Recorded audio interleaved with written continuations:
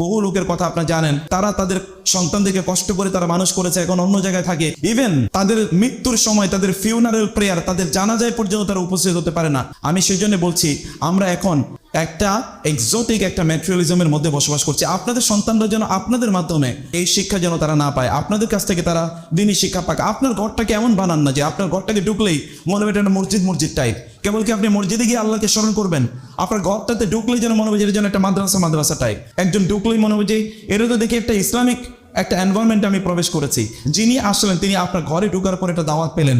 আপনার ঘরে অন্যান্য বইয়ের পাশাপাশি সাইড বাই সাইড সেখানে যদি কোনো লাইব্রেরি থাকে, সেখানে দিনী বই থাকুক, কোরআন থাকুক, সেখানে কোরআনের তাফসির থাকুক, হাদিসের বই থাকুক, রাসূলের জীবনী থাকুক, অন্যান্য দিনী বইগুলো থাকুক। আলাদা একটা কোয়ার্টার, একটা কর্নার রাখবেন।